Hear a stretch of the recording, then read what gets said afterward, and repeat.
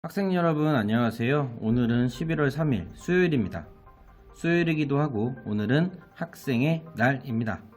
여러분들은 왜 오늘이 학생의 날인지 아시나요? 그러면 함께 왜 오늘이 학생의 날이 되었는지 알아보도록 하겠습니다. 때는 1929년 우리나라가 일본의 식민지가 되었던 일제강점기입니다. 일본인 교사에 의해서 우리 조선인 학생들은 많은 차별 대우를 받고 있었습니다. 조선 사람임에도 불구하고 조선어나 조선의 역사를 제대로 배우지 못하고 일본어, 일본 역사 위주로 공부해야 했습니다. 학교에서는 일본인과 조선인이 함께 공부는 하였지만 일본인 교사는 일본 학생들만 좋아하고 한국 학생들은 차별 대우하는 모습을 보여주었습니다. 일본인 교사는 일본인 위주로만 공부하고 가르치고 배움을 주는 차별적인 대우가 계속됐습니다. 간혹 조선의 역사나 조선어를 공부하긴 했지만 조선의 역사를 무시한다던가 조선어를 공부하는 것에 대해서 불만을 갖는 선생님도 굉장히 많았다고 합니다. 특히 우리나라의 역사는 일본의 식민지가 될 수밖에 없었던 이유들을 이야기한다던가 우리나라의 멸망 이유를 굉장히 비판적으로 바라보는 경우도 많았습니다. 예를 들어 우리나라 한반도의 지도를 보고 우리나라가 굉장히 작고 토끼가 누워있는 것 같이 굉장히 약하다 라고 하는 표현을 일상처럼 사용하였습니다.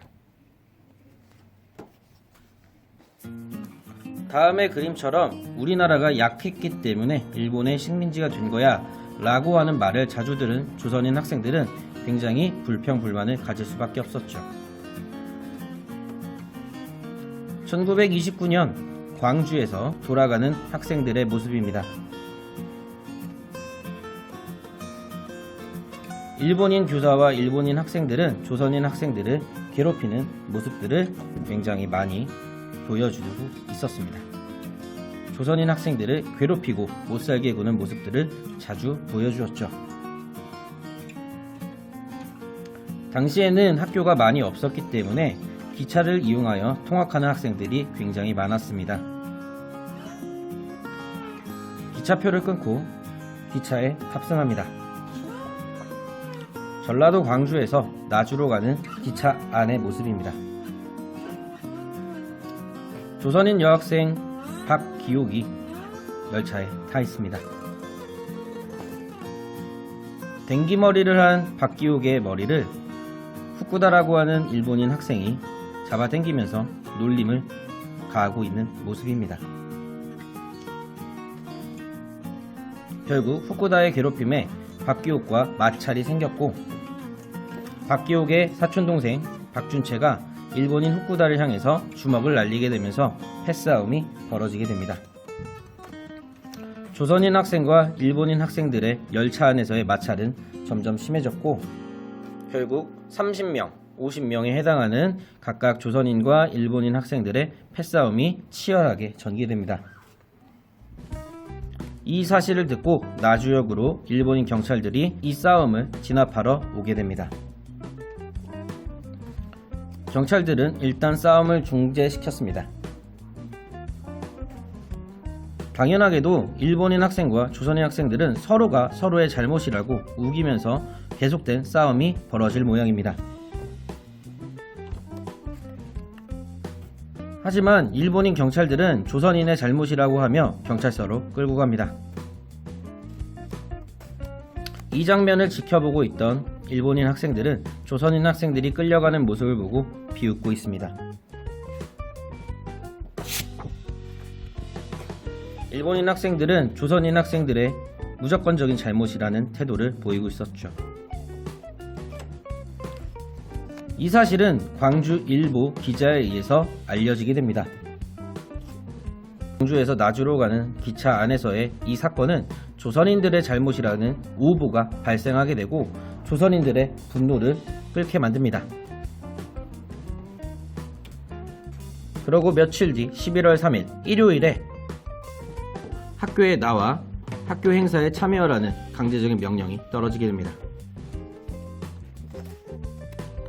일본의 메이지 유신을 축하하기 위한 이런 기념 행사, 이날은 바로 우리나라의 개천절이기도 했습니다.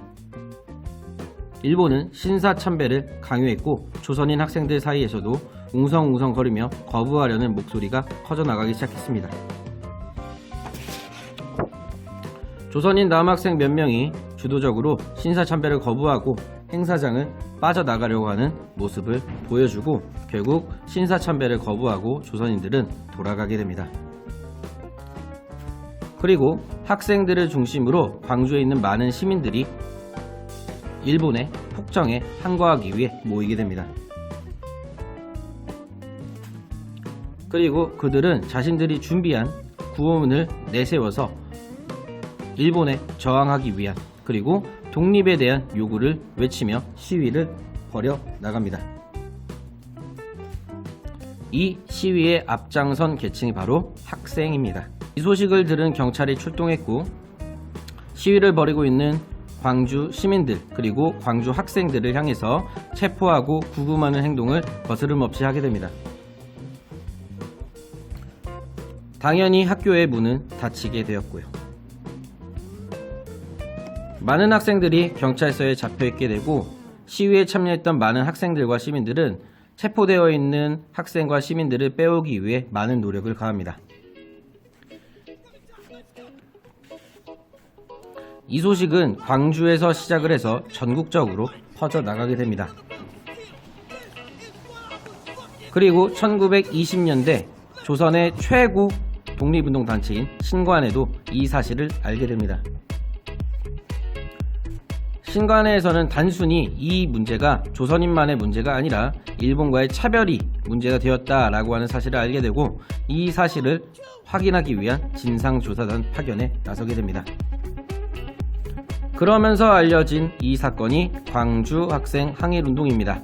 이 광주 학생 항일운동이 일어난 날이 바로 11월 3일 오늘이기 때문에 이날을 길어 11월 3일을 학생의 날이라고 지정합니다.